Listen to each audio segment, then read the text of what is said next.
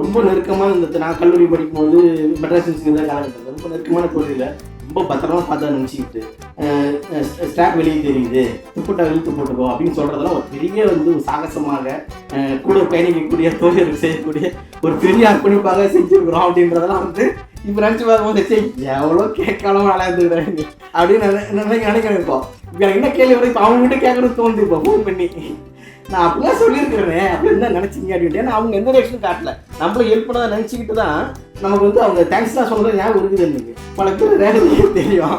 யோசிச்சுப்பா, இப்போ கேட்ட பதில் சொல்ல ஒரு நாள் பாசிட்டிவாக சொல்லிட்டா பிரச்சனை இல்லை, அசிங்கமாக சொல்லிட்டாங்கண்ணா சரி ஓகே நம்ம அதை தவிர்க்கிறது நல்லது. பயமும் இருக்குது. அனைவருக்கும் இனிய மாலை வணக்கம்.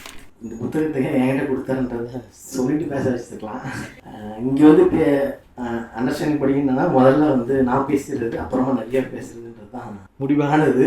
ஸோ நம்பி ஆல்ரெடி பேசி ஸ்டேஜை கேப்சர் பண்ணிட்டேன்ன்றது நான் நம்புற 100 வருஷம். ஸோ அந்த அளவுக்கு தான் இப்போ நான் பேசுகிறேன். ஏன்னா மற்ற சமூக அரசியல் சார்ந்து 1-to-1 நான் அந்த மாதிரி மேடைகளில் பேசுவதை விட அதிகமாக 1-to-1 டிஸ்கஷன்ஸில் குரூப்பில் உட்காந்து டீ கடையில் நின்று அதிகமாக சண்டை போடுறது தான். பொறுமையெல்லாம் பேச தெரியாது, சண்டை போடுறது தான் நம்மளுடைய பழக்கம். இப்போது இப்படி ஒரு சமூக முரண்பாடு சார்ந்து ஆண் பெண் உறவு சார்ந்து முரணான ஒரு விஷயத்தை தொடர்ந்து சமூகத்தில் இருக்கக்கூடிய முரணாக்கூடிய ஒரு தலைப்பில் பேசுறது ஃப்ரீஃப்ளோவாக பேசுறதுக்கான மனதிலும் எனக்கு இல்லை. அதை நான் முதல்ல பதிவு பண்ணி எந்த ஒரு ஆணுக்கும் இருக்கக்கூடாது இல்லை. அதான் இங்கே இப்போ இருக்கிற சமூக சூழலில் இருக்க முடியாது அப்படின்றது. அதான் சமூக இதாக. ஏன்னா கூட ஏதோ பட்டிமன்ற டாபிக் மாதிரி இந்த டாபிக் எடுத்துட்டு அதெல்லாம் நான் நினைக்கிறதான் பேசுகிறேன்ற அடிப்படையில் இந்த தலைப்பில் நம்ம பேச முடியாது அப்படின்றோம். கிட்டத்தட்ட சாதியும் அதே போன்ற ஒரு இதுதான். இந்த புத்தகத்தை பொறுத்தவரை துப்பட்டா போடுங்க தோழி ஏர்ஸ்டோரிஸுடைய கிட்டத்தட்ட புத்தகமாக படிக்கலாம் கூட அந்த இணையதளத்தில் கட்டுரைகள் வரும்போதே தொடர்ந்து படிச்சிருக்கிறேன். இந்த புத்தகத்தில் கட்டுரையில் ஒரு 5-6 கட்டுரை முன்னாடி படிச்சிருக்கேன். என்னுடைய நட்பு வட்டத்தில் இருக்கக்கூடிய நிறைய பேர் எங்கள் அக்கா கிட்ட கூட விண்மணிக்கிட்ட கூட நிமித்தத்தோடு கேட்டிருந்தாங்க. யாரெல்லாம் ஃபேஸ்புக்கில் சீரியஸாக எழுதுறாங்களோ எல்லாரையும் ஒரு பிளாட்ஃபார்மில் ஒரு டிசிப்ளின் கூட எழுத வைக்கிறதுன்ற ஒரு அட்டெம்ப்ட். அது ரொம்ப சீரியஸான அட்டெம்ப்ட். என்னுடைய பார்வையில் ஒரு சக்ஸஸ்ஃபுல் அட்டெம்ப்டும் கூட அது. சாந்தஷீலான்னு ஒரு பள்ளி ஆசிரியர், ரொம்ப நெருக்கமான நண்பர் அவங்க. ஸோ அவங்க நாங்கள் வாயாடிகளையும் சொல்லி புத்தகமாக மாறி அவங்களும் கட்டுரை எழுதும் போதும் சில கட்டுரைகளை முன்னாடி அமைச்சு படித்து கருத்து சொல்கிறதுக்கு சொல்லி கேட்பாங்க. வழக்கு கூட சுதந்திரத்தில் படித்து நான் கருத்து சொல்கிறதுக்குள்ள இணையதளத்தில் கட்டுரை வந்துடும். அப்படிதான் பல நாள் நடந்திருக்கு. இப்படி ஒரு குழுவாக சமூகத்தில் இயங்கக்கூடிய பல்வேறு தலைமையில் இருக்கக்கூடிய பெண்களை எழுத வச்சது என்பது ஏர்ஸ்டோரிஸினுடைய ஒரு மிகப்பெரிய வெற்றியாகவும் பங்களிப்பாகவும் நான் பார்க்குறேன் அப்படின்றத இங்கே பதிவு பண்ண வேண்டும். இந்த நூலை பொறுத்தவரை ஒரு 30 கட்டுரைகள் அடங்கிய ஒரு சிறு நூல். இன்னொன்று நம்ம ஒருங்கிணைப்பாளர்களுக்கு ஒரு கண்டனத்தை தெரிவிச்சுக்கணும். சாயந்தரம் புத்தகம் வந்தது, 5 கட்டுரை வாசிச்சிருந்தேன். 7:30 மணிக்கு சேர்ந்தது. நான் மெசேஜ் போட்டு மெசேஜ் பார்க்கறதுக்குள்ள புத்தகம் வந்துருச்சு 7:30 மணிக்கு. நீ படிச்சிருவேன் அப்படின்னு வேற நமக்குள்ள ஒரு பெருமை ஏற்றி வர்றது இருக்குல்ல, படிச்சிருவேன் அப்படின்னு டைலாக் விட்டா போல. ஸோ கிட்டத்தட்ட நான் அவ்வளோ வேகமான வாசிப்பாளர்லாம் இல்லை. நான் படிச்சுட்டு இருக்கும்போது என்னுடைய மைண்ட் எப்படி வேலை செய்யணும்னா வேற ஏதோ ட்ராவல் ஆகி போய்டும். படிச்சுட்டு இருப்பேன் நான், வேற எங்கேயோ போயிடும் மைண்டு. படிக்கிறது ஒரு 2.5 மணி நேரத்தில் புத்தகத்தில் கடைசி ஒரு கட்டுரை மட்டும் பயங்கரமாக தூக்கம் வந்துடுச்சு வச்சுட்டேன். 12:30 மணிக்கு படிச்சுட்டேன். இப்போ இங்கே பாரதியில் கடைசி கட்டுரை படிச்சுட்டேன். 2.5 மணி நேரத்தில் ரொம்ப மோசமான வாசிப்பு வேகம் இருக்கக்கூடிய என்னாலே படிக்க முடியுது அப்படின்றது தான் எல்லாரும் வாசிக்கக்கூடிய ஒரு நூல் அப்படின்றதுக்கான முதல் சாட்சி நானே. அந்த வகையில் இந்த நூலில் இருக்கிற ஒவ்வொரு கட்டுரைகளை பற்றியும் என்ன சொல்லி எக்ஸ்பிளைன் பண்ணுறது என்பது ஒவ்வொருத்தரும் உங்கள் வீட்டில் நம்ம வீட்டில் நாம் பெண்களை எப்படி பார்க்குறோம், அவர்கள் வாய்ப்புகள் என்னவா இருக்குது, அவர் உடை சம்மந்தமாக உடல் சம்மந்தமாக வீட்டில் சமூகத்தில் கல்வி நிலையங்கள் அலுவலகத்தில்னு சொல்லி நம்ம ஒவ்வொருத்தரும் தொடர்புபடுத்தக்கூடிய ஒரு விஷயம்தான். ஸோ 30 கட்டுரையும் அதில் விவரித்து சொல்வது என்பது இந்த புத்தகத்தினுடைய உள்ளடக்கத்திற்கு செய்யக்கூடிய துரோகம். குறைஞ்சபட்சம் இந்த மீட்டிங் அப்போ ஒரு 5 புக்கு வச்சுருக்காங்க நினைக்கிறேன் டிஸ்பிளேல. அந்த 5 புக்கு நீங்கள் வாங்கி போயிட்டீங்கன்னு சொன்னால் அது என்னுடைய வெற்றி. படிச்சிங்கன்னு சொன்னால் அது தோழருடைய தோழருடைய வெற்றி. சமூகத்தில் ஒரு சிறு மாறுதலை ஏற்படுத்தும் அப்படின்ற நம்பிக்கை எனக்கு ஆழமாக. இந்த கட்டுரைக்கு நான் ஒவ்வொரு கட்டுரைகளாக போல ஓவராலாக படித்ததில் எனக்கு என்ன விதமான இம்பேக்ட் வந்திருக்கு, எதெல்லாம் எனக்கு பிரதானமாக தெரியுதுன்றது மட்டும் அங்கங்கே சில விஷயங்கள் மட்டும் சொல்லிட்டு போயிடுறேன். ரொம்ப ஓடிக்கிற மாதிரி இருந்தால் கொஞ்சம் தட்டி விடுங்க. ஸோ இதில் நான் என்ன புரிஞ்சுக்கிறேன்னு சொன்னால் எழுத்தாளர் இடத்துல இருந்து சில விஷயங்களை நம்ம பார்க்கறது மூலம் மட்டும்தான் நாம் அவங்க கையாண்ட மெத்தடை நமக்கானதை மாற்றிக்க முடியும். நம்ம ஒரு படிப்பாக கற்றுக்கணுன்ற விஷயத்தை வச்சுக்கோங்களேன். அதில் அவங்களுக்கு ஒரு பல்வேறு தளத்தில் இருக்கக்கூடிய lower class, middle class, working woman, வீட்டில் இருக்கிறவங்க, எல்லா தளத்தில் இருக்கக்கூடிய பெண்களோடும் உரையாடுவதற்கான ஒரு நீண்ட பயணம் என்பது வாய்ப்புகள் என்பது அமையப்பட்டிருக்கிறது. ஏன்னா ஒவ்வொரு கட்டுரையிலும் பார்த்தீங்கன்னு சொன்னால் கட்டுரை ஆரம்பிக்கும் போது இன்னொன்று கட்டுரையோட கட்டமைப்பு ரொம்ப முக்கியமானது. எல்லா கட்டுரைகளும் கிட்டத்தட்ட ஒரே மாதிரி ஸ்கீம் ஃபிக்ஸ் பண்ணி ஆரம்பிச்சோம்னாவே இப்போ ஆடைன்னு எடுத்தீங்கன்னு சொன்னால் ஆடை சார்ந்து பெண்கிட்ட என்னென்னலாம் வரும், முந்தானி ஒழுங்கா போடு, இங்கே எழுது, அங்கே மூடு, இங்கே மூடு, டைட்டாக போடாத, ஷால் போடாத, என்னென்னலாம் நம்ம வந்து லோக்கல் ஸ்லாங்கில் ஃபேமிலியில் சாதாரணமாக ஒரு அம்மா பொண்ணுக்கிட்ட சொல்லுவாங்களோ இல்லை அப்பா பொண்ணுக்கிட்ட சொல்லுன்னு பொன்னாட்டிக்கிட்ட சொல்லுவாரோ அப்படி ஒவ்வொரு விஷயத்துலையும் வந்து என்னென்னலாம் வந்து பேசுவோமோ அதே ஸ்லாங்கில் 30 தலைப்புலையும் அப்படி லோக்கலாக கிட்டத்தட்ட வந்து ஒரு வழக்காறு மாதிரி ஒரு 10 சென்டென்ஸ் வந்து வந்துடும். எனக்கு என்ன தோணுச்சுன்னா, நான் 10 சென்டென்ஸ் சொல்லிட்டீங்கன்னாவே அது கட்டுரை வேணாம், எனக்கு எவ்வளோ மோசமாக இருக்கீங்கடா அப்படின்றத சொல்லியாச்சு. அதுக்கு அது உரைக்கலன்னா அதுக்கு மேலே உரைக்க போகிறதே கிடையாது. ஸோ அப்படிதான் இருக்குது. இப்போ இதில் நம்ம ஒவ்வொரு கட்டுரையை கடந்து போகும்போதும் நான் வந்து என்ன சூழலுக்கு நம்ம ஆளாயிடணும்னு சொன்னால் அது குறைஞ்சபட்சம் நேர்மைன்னு நினைக்கிறேன்.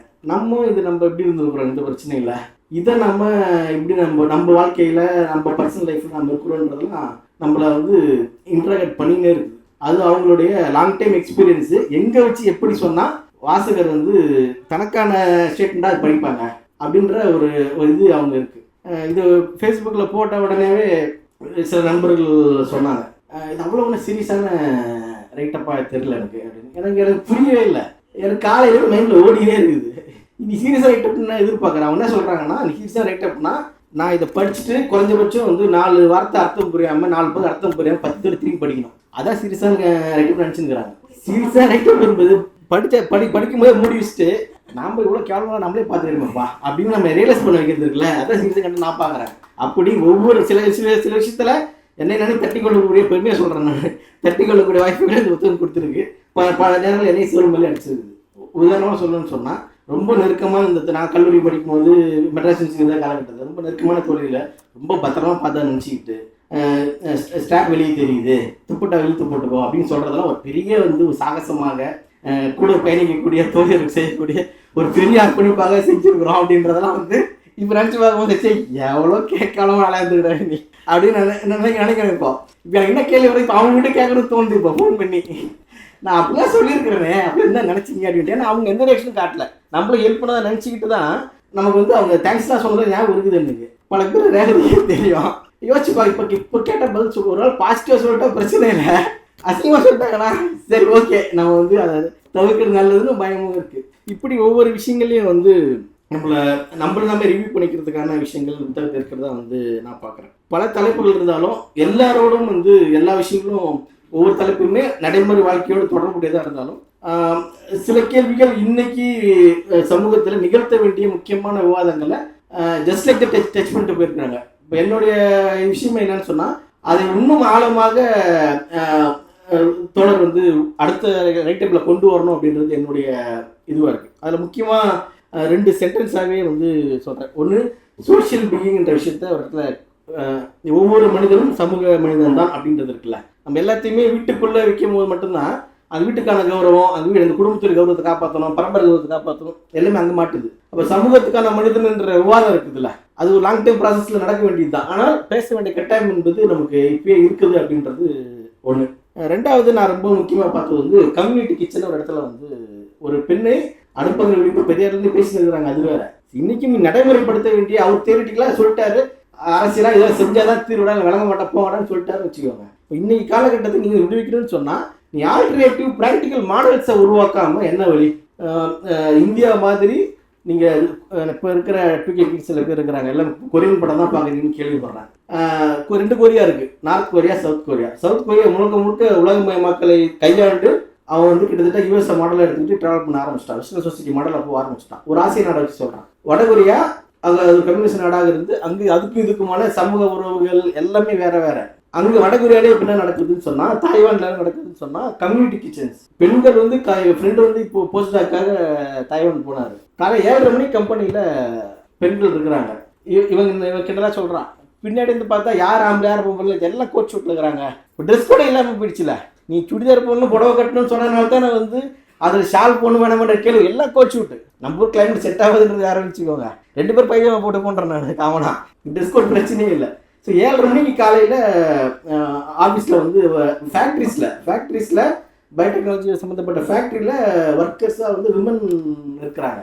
ஆண்களை விட ப்ராப்பராக அந்த ஒர்க் எஃபிஷியன்சி கேல்குலேஷனில் பெட்டர் பெர்ஃபார்மன்ஸ் இவன் தான் கொடுக்குறாங்க. இங்கேயே நம்மளால சொல்லுவாங்க கிண்டலா, பெண்களை வேலை போட்டால் அப்படி உட்காந்துருவாங்க, கொஞ்சம் வேலை பார்ப்பாங்க. நீ ஆண்களை வேலை வச்சுன்னா அவன் டம் அடிக்கிறதுன்னு ஒரு தடவை போவான், டீ குடிக்கிறதுன்னு ஒரு தடவை போவான், ஃப்ரெண்டு வந்தால் மச்சானை பார்த்துன்னு போவான், பெண்களுக்காக போக மாட்டாங்கன்னு சொல்லி இதெல்லாம் வகையில் சுரண்டலுக்கான உழைப்பை சொல்கிறதுக்கான விஷயமா இருந்தாலும் அதுக்குள்ளே என்ன இருக்குதுன்னு சொன்னால் டிசிப்ளின்ன்ற ஒரு விஷயம் வந்து இருக்குது. அப்போது கம்யூனிட்டி கிச்சன்ஸ்ன்ற விஷயம் வர்றதுனால எல்லா விமன் மென் 2 பேருமே ஈக்குவலாக வந்து உற்பத்தியில் வந்து ஈடுபடக்கூடிய விஷயங்கள் வருது. இப்போ தோழர் இது முழுக்க விவாதிக்கிறது என்னன்னு சொன்னால், தற்சார்பாக ஒரு பெண் இருப்பது எவ்வளோ அவசியம்.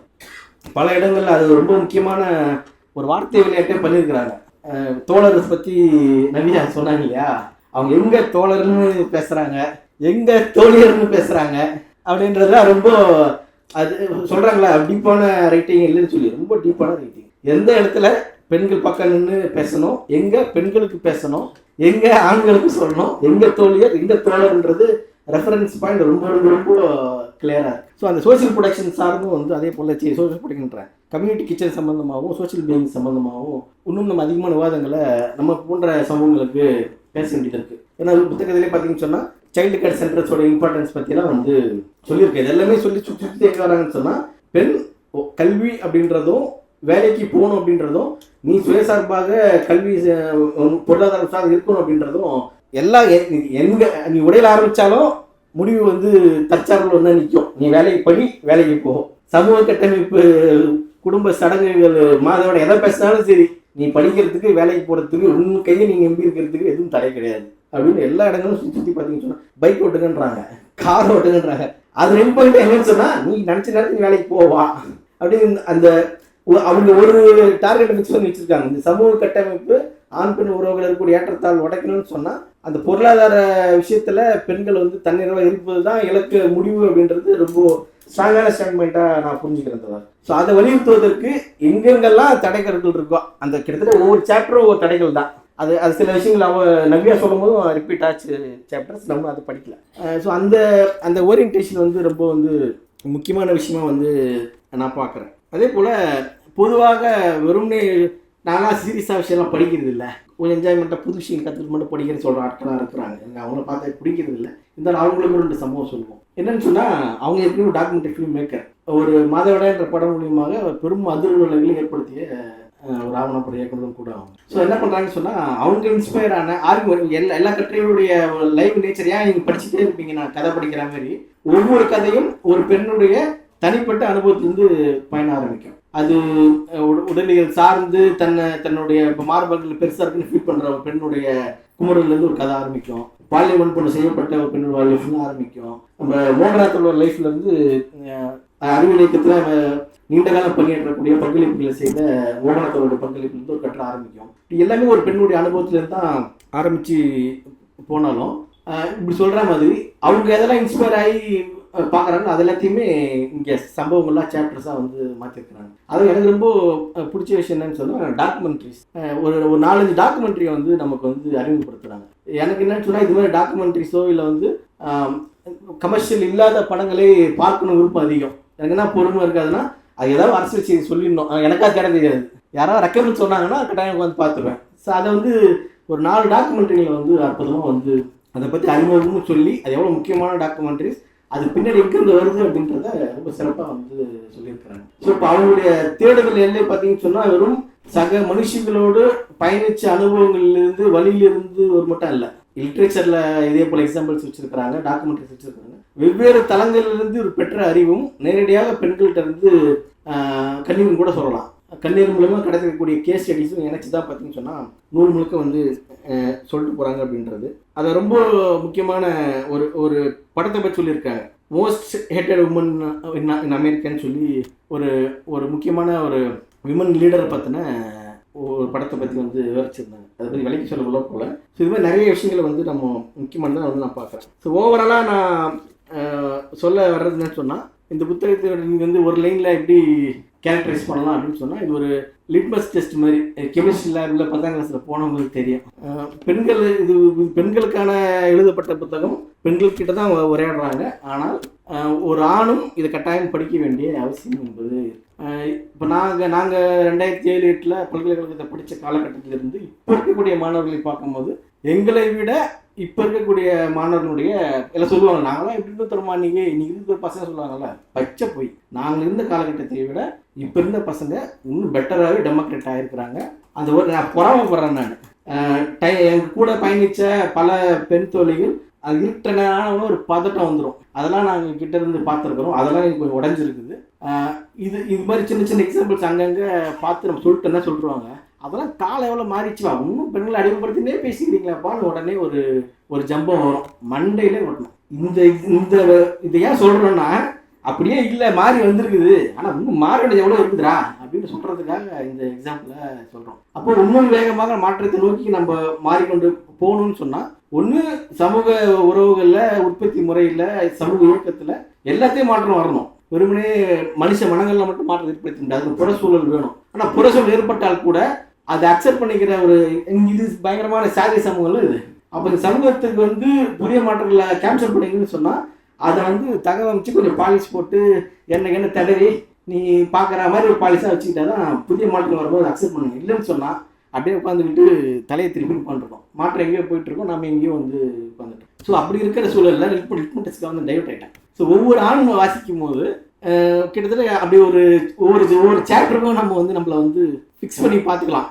உள்ள அந்த டெஸ்ட் டியூப்ல லிக்விட் விட்ட உடனே கலந்து மாதிரி தான் இல்லையான்ற மாதிரி எங்கெல்லாம் நம்ம படிக்காம இருந்துக்கிறோம், எங்கெல்லாம் ஒரு ஏவரேஜாக இருந்திருக்கிறோம், எங்கெல்லாம் பெட்டராக இருந்திருக்கணுன்றத இன்னொரு ஆண் வாசிக்கும் போது அப்படி தான் அதை நான் பார்த்தா தான் நேர்மைன்னு நான் நினைக்கிறேன். ஸோ அதில் இது போன்ற அவங்க தோழி ஒரு கேள்வி கேட்டாங்க, ஆண்கள் ஏன் பேச மாட்டீங்க அப்படின்னு சொல்லிட்டு. ஏதோ ஒரு பேட்டியில் பிரபஞ்சன் பேசுகிறப்ப கேட்டேன், ஞாபகம் எழுத்தா படிச்சுன்னா பேட்டியை ஞாபகம் இல்லை. பெண்ணியம் பேசுவது பெண்களுக்கு எளிது, ஏன்னா அவங்க விடுதலை சார்ந்தது, அது ஆண்களுக்கு கஷ்டம், எங்க இருக்கிற சோகபோகம் எல்லாத்தையுமே நாங்கள் விட்டுட்டு எங்களுக்காக பேசணுமா அப்படின்னு சிரிச்சுக்கிட்டே பிரபஞ்சன் பதில் சொன்னதை அந்த இது ஞாபகம் இருக்கு. நான் லைவாக தான் கேட்டேன் நான்.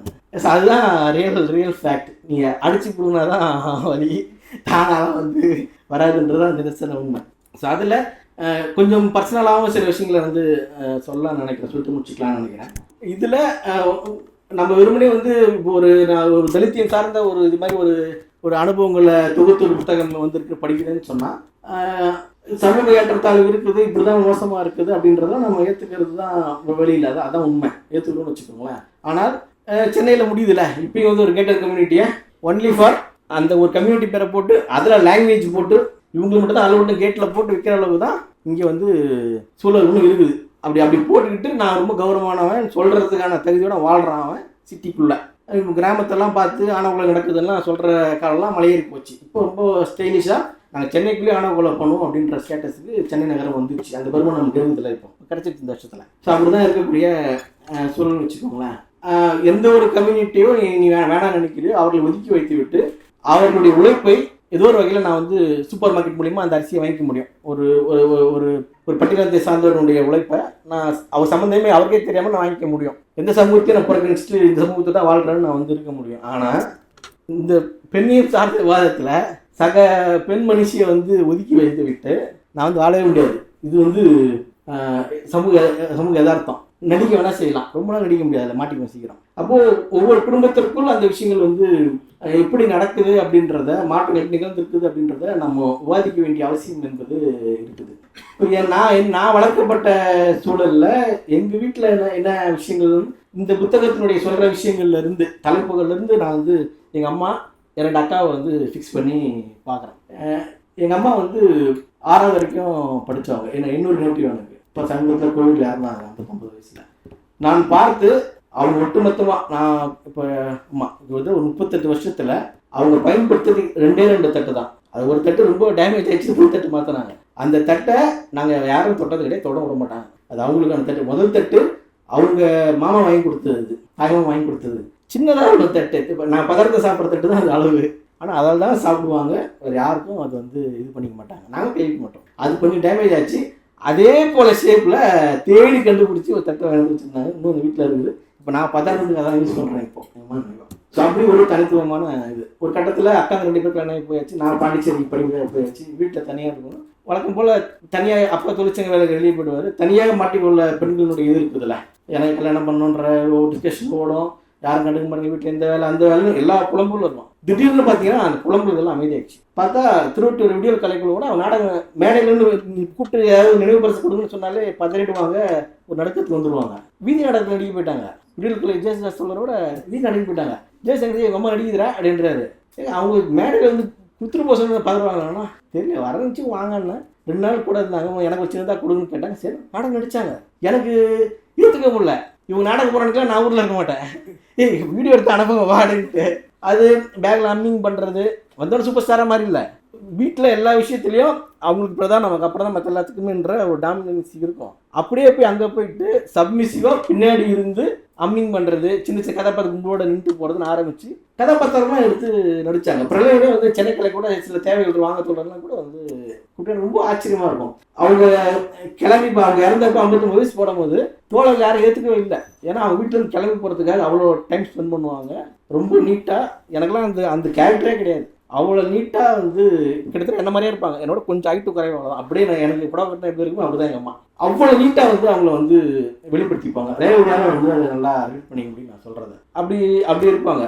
அவங்களுக்கு எல்லா விஷயங்களும் ரொம்ப நான் கடற்கரை சார்ந்து வாழ்கிறேன்றனால இன்னொரு சிறப்பான விஷயம் சொல்கிறேன். சின்னதுலேருந்து அவங்க பழக்கம் என்னன்னா, பாறை மீனோ இல்லை பெரிய வஞ்சனை மீன் வந்து சொன்னால் தலை மட்டும்தான் அவங்க குழம்பு வச்சு சாப்பிடுவாங்க. மற்ற கண்டுக்க மாட்டாங்க. அந்த செனை எவ்வளோ பெருசில் இருக்கும், தனியாக வறுத்து அவங்க தட்டில் வச்சு சாப்பிடுவாங்க. அந்த பழக்கம் வந்து எங்களுக்கு பெருசாக விருப்பமே இருக்காது. அந்த பழக்கம் வந்து பார்த்தீங்கன்னு சொன்னால் கடைசி வரை வந்து அதெல்லாமே எனக்கு வந்து இப்படி நான் ஒரு பெண்ணிய பார்வையில் இருந்தாலும் நான் அப்சர்வ் பண்ணியிருக்கிறேன். நான் இதெல்லாம் படிச்சு பார்க்கும்போது இப்போ வீட்டில் வந்து நான் மோசமாக தான் இருந்துக்கலாம் நம்ம அப்படின்னு வந்து எனக்கு வந்து ஒரு இது வருது. அதே போல் எக்காவை எடுத்துக்கிட்டேன்னு சொன்னால் இது பெருமையாக சொல்கிறதா அர்த்தம் இல்லை, பட் பதிவு பண்ண அவசியம் இருக்குன்னு நான் நினைக்கிறேன். நான் திருமணத்துக்கு பிறகு பிஜி வரைக்கும் படிச்சிருந்தாங்க. திருமணத்துக்கு அப்புறம் தான் எம்ஃபில் பண்ணாங்க, பிஹெச்டி பண்ணாங்க. இப்போ எஸ்ஆர்எம்ல வந்து ஃபேக்கல்ட்டியாக இருக்கிறாங்க. இப்போது குறிப்பிட்ட ஏஜுக்கு அப்புறம் டிரைவிங்லாம் வராதுன்னு ஆண்களே சொல்கிறோம். வண்டி ஓட்டல செட் ஆகுதுப்பா கார் தான் அப்படின்ட்டு. இப்போ ஒரு வருஷத்துக்கு முன்னாடி டிரைவிங் ஸ்கூல் போய் டிரைவிங் கற்றுட்டு இப்போது இண்டிவிஜுவலாக வண்டி ஓட்டுறாங்க. இப்போ சின்ன கார் இருந்துச்சுன்னா டெய்லர், அவங்க புடவை கட்டதான் அவ்வளோ கடுப்பு அவங்களுக்கு. அது போட சுற்றிட்டு டெய்லரு டிசைனாக மற்றவங்க வந்து சுடிதாரும் ப்ளவுஸும் தச்சு தருவாங்க. ஐயோ அது தலைவலி. அது புடவை கட்டினாங்க போகிறதா வரதா பஸ் இறங்க முடியாது. நமக்கு சுடிதார் தான். கல்யாணத்துக்கு போனாலும் எல்லாம் கேட்பாங்க, ஒரு புடவை கட்டு வரக்கூடாதாம்மா, ஏமா இப்படி வர அப்படின்ட்டு. எனக்கு தான் பெஸ்ட். அது என்ன மீனிங்கில் வந்து ஸ்ட்ரெஸ்ஸில் வந்து அந்த பதில் சொல்லுதுன்னே யாருக்கும் புரியாது. திருப்பி கேட்குறவங்க யோசிப்பாங்க, ஐயோ கதை சொல்கிற போது அப்படின்ட்டு. அது ஒரே வார்த்தையில் முடிக்கும். கட்டாமல் கேள்வி கேட்டு அடுத்த கேள்வி கேட்க மாட்டாங்க அதை பற்றி. ஸோ அப்படி ஒரு அப்ரோச் இருக்கக்கூடிய. ஸோ இப்படிப்பட்ட ஒரு ஃபேமிலி பேக்ரவுண்டில் இருந்து தான் நான் வந்திருக்கிறேன். அப்போது இப்படி ஒரு பேட்டர் ஓரளவுக்கு பெட்டரான ஃபேமிலி நினைப்பீங்கன்னு நினைக்கிறேன் இல்லையா. இந்த ஃபேமிலி பேக்ரவுண்ட் இருந்துக்கிட்டு நாம் சக தொழில்களில், கல்லூரிகளில், பொது இடங்களில், வேலை செய்கிற இடத்துல அவங்களை எப்படி அணுகிருக்கிறோம், எப்படி அவங்களை புரிஞ்சிட்டு இருக்கோம். தொடர்ந்து விமன் வந்து தொடர்ந்து லேட்டாக வராங்க ஆஃபீஸ்க்கு, இல்லை அடிக்கடி வந்து சிக் லீவ் போடுறாங்க, வர முடியலன்னு சொல்கிறாங்கன்னும் போது அவங்க லைஃப் எப்படி நம்ம புரிஞ்சுக்கிட்டோம், ஏன் நிஜமாலே வராங்களா, என்னைக்காக யோசிச்சிருக்கிறோமா அப்படின்னு கேள்லாம் கேட்டோன்னு சொன்னால், நீ என்ன தான் பெட்டரான ஒரு பேக்ரவுண்ட்லேருந்து நீ வளர்க்கப்பட்டு வந்தாலும் அது உன் லைஃப்பில் 10% தான். 90% உன்னை இந்த சமூகம் தான் வந்து வளர்க்குது. அப்போ உனக்கு என்ன தான் வீட்டில் வந்து நீங்கள் பாராட்டி சொல்லுவாங்கல்ல, என் பிள்ளை எப்படி வளர்த்துன்னு தெரியுமா அப்படின்ட்டு, ஒன்றும் வளர்க்கல, சமூகம் தான் வளர்த்துனது. என்ன ஊட்டி கொடுத்தாலும் அதெல்லாம் வெளியே போயிடும். சமூகம் அதை விட பல மடங்கு கற்றுறோம். அப்போது எல்லா மாற்றத்தையும் நீ தண்ணியிலிருந்து தொடங்குங்கள், குடும்பத்திலிருந்து தொடங்குங்கள், டைலாக் பேசுகிற மாதிரி தேவை. ஆனால் அதை சமூகமயமாக்காமல் அது வந்து எந்த ஒரு திருவிழாவுக்கு நகராது அப்படின்றத நான் என்னோட தனிப்பட்ட அனுபவமாக இந்த நூலில் வாசித்தது மூலியமாக ஒரு அனாலிசிஸ்குள்ளே நான் போகிறேன். அதிலிருந்து நான் கண்டடைந்திருக்கக்கூடிய ஒரு இடமாக நான் பார்க்கிறேன். அப்போது இதை மாதிரியான வெறுமனே பேசியே மாற்ற முடியுமா அப்படின்றது இருக்குல்ல, எல்லாத்திற்கும் ஒரு வேல்யூ உண்டு. அது ஏதோ ஒரு வகையில் சமூகத்தில் ஒரு மாற்றத்தை நிகழ்த்தி கொண்டே இருக்கும். ஸோ அதுதான் ஒட்டுமொத்தமாக வந்து ஒரு பெரிய மாற்றம் நிகழும் போது எதிலிருந்து ஆரம்பிச்சதாலும் நமக்கு தெரியாது. மாற்றம் மட்டும் தான் பார்ப்போம், ஒரு ஜெயிஸ்டார் அப்படி மட்டும் தான் பார்ப்போம். அது வெற்றிக்கு பின்னாடி பல பேருடைய உழைப்புகள் இருக்கும். அத்தனை பேர் அங்கீகரிக்கப்படுவாங்களா? நாளைக்கு இந்திய சமூகம், தமிழ் சமூகமும் ஒரு ஆண் பெண் உறவுல வந்து பெட்டரான சமூகம் மாறிச்சுன்னு ஒரு இண்டெக்ஸ் சொல்லுதுன்னு வச்சுக்கோங்க, ஏதோ ஒரு யுனெஸ்கோவோ ஏதோ ஒரு இன்ஸ்டியூஷன், அன்னைக்கு ஒரு 3 பேர்லாம் சொல்லுவாங்களா தெரியாது. ஸோ அதை நம்பிலாம் தோலை எழுதிட்டு இருக்க முடியாது. ஒவ்வொருத்தரும் அது நம்முடைய சமூக கடமையாக வந்து சோஷியல் பீயிங்ன்ற விளக்க தோழட்ட கேட்ட பாருங்க. ஸோ அதை போல் நம் சமூகமாக இயங்குவதற்கான இடைவெளிகளை உருவாக்கக்கூடிய விஷயங்களை வந்து இடைவெளி நிரப்பக்கூடிய விஷயங்களை வந்து தொடர்ந்து பேசிக்கொண்டே இருக்க வேண்டும்.